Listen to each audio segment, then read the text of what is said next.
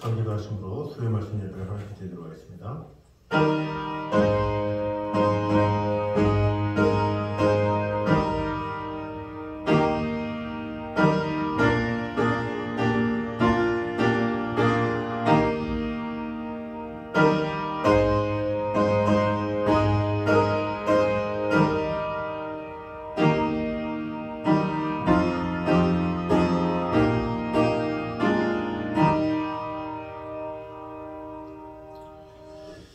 만일 은혜로 된 것이면 행위로 말미암지 않으니 그렇지 않으면 은혜가 은혜되지 못하느니라. 아버지 하나님, 은혜로 우리를 구원하여 주시고 그 은혜로 말미암아 우리를 놀라운 하나님의 사랑 가운데 이끌어 주신 주님의 은혜를 찬양합니다. 오늘도 주님 앞에 나와 예배하며 우리의 마음이 주님을 향하게 도와주시고 주님께서 은혜로 우리를 부르신 그 사랑 안에 온전히 거하며 그 하나님의 축복 가운데 온전히 거하며 나아가는 귀한 시간 될 수 있도록 축복해 주시고 함께하여 주시옵소서. 예수님의 이름으로 기도드립니다. 아멘. 우리 찬송가 321장 찬양하겠습니다.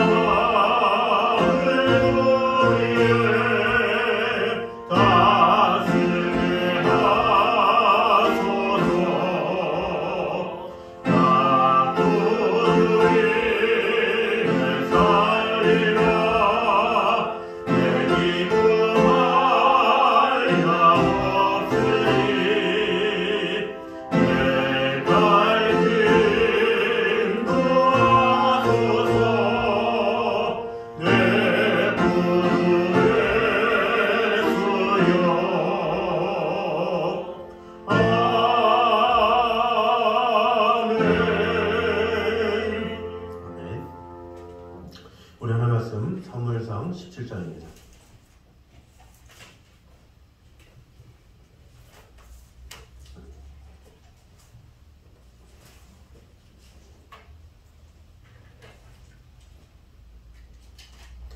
사무엘상 17장 12절에서 21절까지 말씀입니다.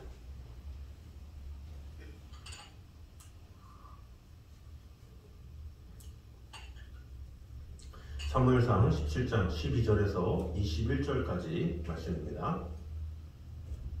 교독하도록 하겠습니다. 다윗은 유다 베들레헴 에브라 사람 이세라 하는 사람의 아들이었는데 이세는 사울 당시 사람 중에 나이가 많아 늙은 사람으로서 8 아들이 있는 중 그 장성한 세 아들은 사울을 따라 싸움에 나갔으니 싸움에 나간 세 아들의 이름은 전자 엘리압이요 그 다음은 아비나답이요 셋째는 삼마며. 다윗은 막내라. 장성한 세 사람은 사울을 따랐고 다윗은 사울에게로 왕래하며 베들레헴에서 그의 아버지의 양을 칠 때에 그 블레셋 사람이 40일을 조석으로 나와서 몸을 나타내었더라. 이새가 그의 아들 다윗에게 이르되 지금 내 형제를 위하여 이 볶은 곡식 한 에바와 이 떡 10덩이를 가지고 진영으로 속히 가서 내 형들에게 주고 이 치즈 10덩이를 가져다가 그들의 천부장에게 주고 내 형들의 안부를 살피고 증표를 가져오라. 그때에 사울과 그들과 이스라엘 모든 사람들은 엘레나 지역에서 블레셋 사람들과 싸우는 중이다. 다윗이 아침에 일찍이 일어나서 양 지키는 자에게 맡기고 이새가 명령한 대로 가지고 가서 진영에 이른즉 마치 군대가 전장에 나와서 싸우려고 고함치며 이스라엘과 블레셋 사람들이 전열을 벌이고 양군이 서로 대치하였더라. 아멘. 자, 오늘 본문은 블레셋의 장수인 골리앗의 이스라엘 모독에 대해서 보도하고 있던 1절에서 11절에 이어서 다윗의 전쟁터 방문과 골리앗의 이스라엘 모독으로 인한 의분 그리고 출전 의사 표명에 대해서 보도를 하고 있는 장면입니다. 본문을 자세히 상술해 보면 먼저 12절에서 15절은 블레셋과 이스라엘이 대치하고 있던 당시 다윗 가문의 형편 그리고 다윗의 처지를 보도하고 있습니다. 16절은 그때 골리앗이 40일을 조석으로 나와 이스라엘을 모독하며 시위한 사실이 나와 있습니다. 그리고 17절에서 21절까지는 다윗이 형들의 안부를 알아보고 오라는 아버지의 지시에 따라서 전쟁터를 방문한 사실이 남아 있습니다. 오늘 본문은 바로 12절에서 21절까지 있는 말씀을 통해서 주시는 은혜를 보도록 하겠습니다. 먼저 살아있는 신앙의 사람이 하나님의 역사의 주인공이 됨을 볼 수가 있습니다. 자, 본문의 시작은 본장뿐만 아니라 본서 전체에서도 대단히 중요한 부분이라고 할 수가 있습니다. 왜냐하면 12절 초반절에 이렇게 시작합니다. 다윗은 유다 베들레헴 에브라 사람 이사라 하는 사람의 아들이었는데 이렇게 하면서 다윗은 이렇게 나옵니다. 그리고 14절에 다윗은 막내라 15절에 다윗은 사울에게로 왕래하며 이런 식으로 다윗 중심으로 나와 있습니다. 20절에 보면 다윗이 아침에 일찍이 일어나서 이렇게 다윗이 주어가 돼서 나온 것을 볼 수가 있습니다. 그 전에 있던 17장 초반절에는 어떻게 나와 있습니까?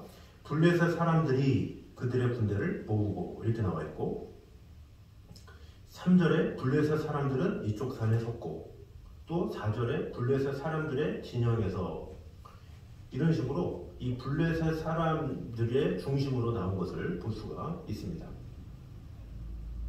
그리고 골리앗에 대한 소개도 골리앗이 바로 6절에서 5절부터 쭉 나와 있고 그리고 10절에서도 그 블레셋 사람이 또 이르되 라고 하면서 사무엘상 17장에 처음에는 블레셋 사람이 주어가 됐었지만 이제는 다윗으로 방향이 바뀐 것을 볼 수가 있습니다. 전에는 블레셋 사람이 이스라엘 사람들을 모독했다면 이후 내용에서는 이제 다윗이 블레셋 사람을 모욕하고 있습니다. 그들을 멸하고 있는 장면이 나옵니다. 그런데 여기서 중요한 사실은 무엇입니까? 그 다윗이 이새의 막내였다라는 사실입니다. 주제하다시피 이새에게는 8명의 아들이 있었습니다. 그 중에 장성한 아들 셋, 곧 엘리압과 아미나답, 삼마는 이 사울을 따라 전장에 나가 있었고 다윗은 이새의 막내 아들로서 베들레헴에서 양을 치고 있었죠. 그것이 12절에서 15절까지의 설명입니다. 그야말로 다윗은 나이 많아 늙은 자의 말제로서 별 볼 일 없는 자였다 이렇게 볼 수가 있죠. 그런데 이러한 다윗에게 무엇이 있었습니까? 본문이 보여주는 대로 그에게는 살아있는 여호와의 신앙이 있었습니다. 이스라엘 가운데 어느 누구도 따라올 수 없을 정도로 여호와에 대한 신앙으로 똘똘 뭉쳐 있음을 볼 수가 있습니다. 때문에 하나님께서는 그를 주인공으로 삼아서 사울이나 다윗을 야단친 엘리압조차 처치하지 못한 골리앗을 때려 눕히고 이스라엘을 블레셋의 손에서 구원하신 것이죠. 이와 같이 살아있는 신앙을 가진 사람이 하나님의 역사의 주인공이 됨을 이 본문을 통해서 알 수가 있는 것입니다. 요셉이 어땠습니까? 그 신앙으로 말미암아 가나안의 기근으로부터 자신의 가족을 구원하는 주인공이 되었습니다. 그 아들 야곱을 통해서 낳은 아들 중에 누가 가장 뜨거운 신앙을 가지고 있었습니까? 바로 요셉이었죠. 그 요셉을 통해서 하나님께서는 이스라엘을 구원하는 놀라운 일을 일으켜 주셨다라는 것입니다.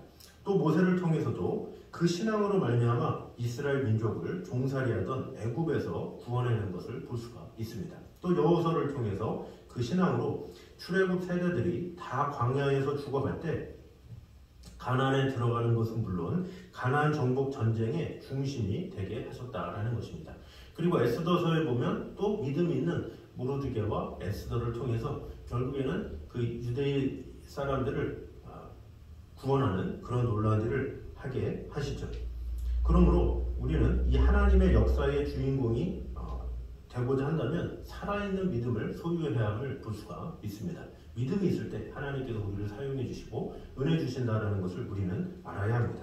그러므로 많은 믿음의 선지들이 그 믿음을 가지고 하나님 앞에 크게 쓰임을 받았던 것처럼, 그래서 믿음장 시브리서 11장에 보면 믿음으로 야곱은, 믿음으로 모세는, 믿음으로 아브라함은, 이렇게 믿음으로 하는 것들이 있죠. 그 믿음으로 말미암아 귀한 일들을 이루었던 것처럼 우리에게도 믿음을 통해서 하나님의 귀한 일들을 이룰 수 있는 그런 것이 있어야 된다라는 것입니다.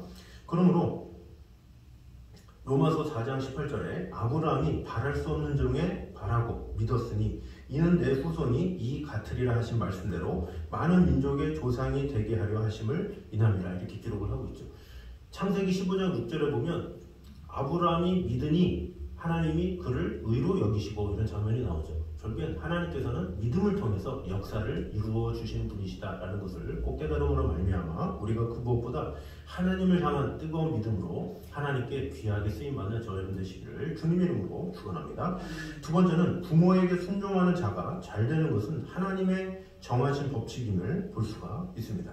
17절 18절을 보면 이렇게 기록되어 있습니다. 이새가 그의 아들 다윗에게 이르되 지금 내 형들을 위하여 이 볶은 곡식 한 에바와 이 떡 10덩이를 가지고 진영으로 속히 가서 내 형들에게 주고 이 치즈 10덩이를 가져다가 그들의 천부장에게 주고 내 형들의 안부를 살피고 증표를 가져오라, 이렇게 말을 하고 있습니다. 자, 사실 이 다윗은 8형제 중에 막내였죠. 그러므로 당시 미로는 전쟁에 나가지 않는 형들이 4명이나 더 있었습니다. 그러니까 첫째부터 셋째까지는 전장에 있고 넷째부터 일곱째까지는 지금 전쟁에 나가지 않은 상황이죠. 자, 그러면 그런 상황에서 다윗에게 심부름을 시켰다라는 거죠. 그러나 이 다윗은 그 상황에서 어떻게 할 수 있습니까? 양들이 있는데 형들 좀 지키시죠, 이렇게 할 수도 있고, 또 더불어서 다윗은 지금 이 사무엘을 통해서 기름 부음을 받은 이후죠. 그러니까 기름 부음을 받았다라는 그 자체를 아버지 입장에서는 어떻습니까? 다윗에게 신앙이 있었죠.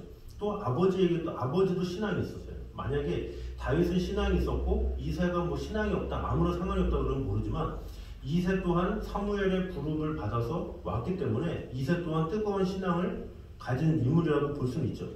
그러나 그런 이새가 다윗에게 그런 심부름을 시켰다라는 것은 전혀 뭐 어떤 생각을 했는지 몰라도 다윗이 뭐 성실하기 때문에 이렇게 맡겼을 수가 있죠. 그러나 다윗은 자신이 기름을 받았다고 해서 그런 것을 거절하거나 또 막내라고 해서 거절하거나 하지 아니하고 아버지가 시킨 그대로 순종했다라는 것을 알 수가 있습니다. 그가 갈 곳이 이 생명이 위협이 있는 전쟁터였지만 조금도 지체하지 않고 달려갔다는 것을 볼 수가 있습니다. 그러나 그 결과 어떻게 됐습니까? 그는 그곳에서 골리앗을 거꾸로 들이고 민족의 영웅으로 급부상할 수 있었습니다. 이와 같은 사실이 말해주는 것이 무엇이겠습니까? 바로 부모에게 순종하는 자는 잘되게 돼 있다는 것입니다. 왜 그렇습니까? 그것은 하나님께서 부모님을 공경하고 부모님께 순종하는 이들이 잘되도록 법칙을 세우셨기 때문이죠. 그래서 출애굽기에도 제5구명에 보면 부모를 공경하라. 그러면 이 땅에서 장수하리라 이렇게 말씀하고 있고, 사도 바울도 에베소 성도들에게 보낸 편지에서 부모에게 순종하는 자는 땅에서 잘되고 장수할 것이다 이렇게 말씀하고 있습니다.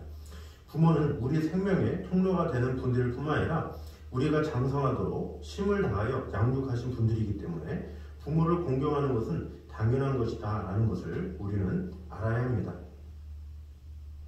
부모는 하나님께서 성도들로 하여금 눈에 보이지 않는 당신을 정의하는 법을 배우도록 하기 위해 세운 존재이기도 합니다. 따라서 하나님은 부모를 공경하고 순종하는 자를 당신을 공경하는 것으로 여기셔서 축복하신다라는 것을 알아야 합니다. 그래서 실제로 성경을 보면 이 땅에서 잘된 아들을 추적해보면 하나같이 부모님을 공경하고 그 말씀에 순종했던 것을 볼 수가 있습니다. 먼저 이삭을 보면 어떻습니까? 이삭의 나이가 10대 중반이죠. 10대 중반이면 다 알 것을 아는 나이인데 아브라함이 그 이삭을 번제로 드리러 갈 때 충분히 안 갈 수도 있었죠. 아니 자신이 이 제물로 드려지는 그런 상황을 알면도 불구하고 간다라는 것은 그만큼 아버지 아브라함을 믿고 또 그에게 순종하는 그런 마음이 있었기 때문에 가능했다라는 것을 볼 수가 있습니다. 요셉의 경우도 마찬가지였습니다. 요셉도 늙은 아버지 야곱이 형들의 안부를 알아오라고 했을 때 그 말에 그대로 순복했죠. 그래서 형들을 찾을 때까지 세겜으로 도단으로 헤매며 다는 것을 볼 수가 있습니다. 그렇게 늦게까지 헤맸다라는 것은 아버지는 그렇게 먼 곳을 이렇게 보냈는데 요셉은 그것을 순종했고, 또 이런 순종함으로 사실은 일시적으로는 고난을 당했지만 당대 최고의 강대국이었던 애굽의 총리 대신이 되는 복을 받아들일 수 있었죠. 그러므로 이 땅에서 잘 되기 위해서는 우리가 부모에게 잘하고 또 내 사랑하는 자녀들이 부모에게 잘할 수 있도록 늘 마음을 다하는 것, 그것이 필요하다라는 것입니다. 그래서 오늘 말씀을 통해서 우리 자신을 돌아보고 또 우리의 후손들이 부모를 잘할 수 있는 그 가정이 이 부모 공정으로 온전히 잘 체계가 되어줌으로 말미암아 하나님 앞에 귀하게 쓰임받는 가정들이 되시기를 주님의 이름으로 축원합니다. 마지막으로 우리는 작은 일에서부터 충성을 다하는 사람들이 되어야 함을 볼 수가 있습니다. 20절을 보면 다윗이 아침에 일찍이 일어나서 양 지키는 자에게 맡기고 이렇게 나와 있습니다. 이 사실을 통해서 다윗이 아버지의 명령을 실행에 옮기기 위해서 얼마나 최선을 다했는지 그것을 알 수가 있습니다. 아침부터 일찍 일어나 준비하지 않고 미적됐다라면 어떤 일이겠습니까? 아버지의 명령을 탐탁치 않게 여긴 것이죠. 그러나 작은 것이라도 순종하는 마음이 있었기 때문에 아침에 일찍 일어나서 아버지의 명령을 실행에 옮기기 위해서 준비한 것이죠. 당시 다윗은 이스라엘의 왕이 될 자로 기름 부음을 받은 사람입니다. 말하자면 그는 매우 중대한 사명을 부여받은 것이죠. 그에 비하면 아버지의 심부름 명령은 얼마나 하찮은 일이겠습니까? 그럼에도 불구하고 다윗은 아버지의 작은 심부름이라도 우습게 보지 않고 즉각적으로 순종하고 주저하지 않았던 것입니다. 그리고 그의 그러한 자세는 그가 하나님께 더욱 인정받는 계기가 되었습니다. 이러한 사실은 우리 역시 어디서 어떤 일을 하든지 작은 일에서부터 최선을 다하는 모습을 지녀야 한다는 것을 교훈해주고 있습니다. 하나님과 사람 앞에서 우리에게 맡겨진 작은 일부터 최선을 다해야 하는 것, 그것이 바로 중요하죠. 왜냐? 작은 것에 최선을 다하는 자가 큰 것에도 잘할 수 있기 때문입니다. 그래서 누가복음 16장 10절에도 지극히 작은 것에 불의한 자는 큰 것에도 불의하니라. 또 지극히 작은 것에 충성된 자는 큰 것에도 불의하니라 충성되다 이렇게 말씀하고 있죠. 회사에 처음 입사하는 사람이 인사하는 법, 서류 작성법이나 물품을 정리하는 작은 일은 시시하다 이렇게 하면서 더 크고 중요한 일을 요청한다고 해서 그에게 크고 중요한 일을 맡기는 회사가 어디 있겠습니까? 그 사람은 아직 그럴 일을 감당할 만한 능력이 없을 뿐만 아니라 작은 일에 최선을 다하지도 않기 때문에 아무도 그런 일을 맡기지 않죠. 따라서 우리가 큰 일을 감당하고 싶다면 우리에게 주어진 작은 일에 충성하는 것, 그것이 필요하다라는 것입니다.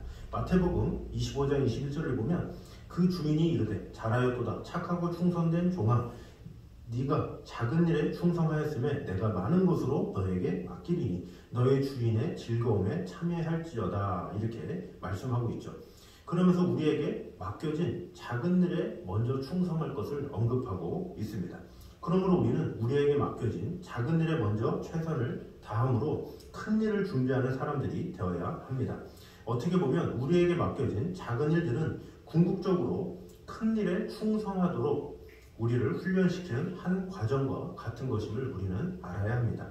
따라서 우리는 하나님과 사람들 앞에서 우리에게 맡겨진 일부터 하나씩 충성되게 하게 됨으로 말미암아 내가 보기에 또 사람들이 보기에 작은 일이라 할지라도 그 작은 일에 마음을 다할 때 하나님께서 더욱더 큰 은혜 주셔서 더 큰 복과 은혜를 주신다는 것을 더 큰 사명을 주신다는 것을 꼭 깨달음으로 말미암아 어떤 일이든지 작은 일이든지 작은 것에라도 마음을 다하고 충성을 다함으로 하나님 앞에 귀하게 쓰임받는 저여러분 되시기를 주님의 이름으로 축원합니다. 기도하겠습니다. 자녀님 감사합니다. 우리와 늘 언제나 함께 하시는 주님, 살아있는 신앙의 사람이 하나님의 역사의 주인공이 될 수 있음을 오늘 보게 되었습니다. 아버지 하나님, 다윗이라는 그런 인물이 이 성경의 중심인물로 지금 사무엘상 17장 중반에서 나타나게 된 이유가 무엇이겠습니까? 바로 여호와 신앙으로 가득했기 때문에 그런 것임을 보게 되었습니다. 모세가 또 요셉이, 여호수아가, 에스더가 결국 그들은 믿음으로 말미암아 하나님께 쓰임을 받는 인물이고 또한 그 믿음으로 말미암아 하나님께서 사용하신 것임을 보게 되었습니다. 우리 또한 하나님을 향한 믿음이 있을 때 하나님께서 우리를 통해 놀라운 일을 이루신다는 것을 꼭 기억함으로 말미암아 우리에게 더 큰 믿음 주셔서 하나님 앞에 귀하게 쓰임받는 성도들 되게 하여 주시옵소서.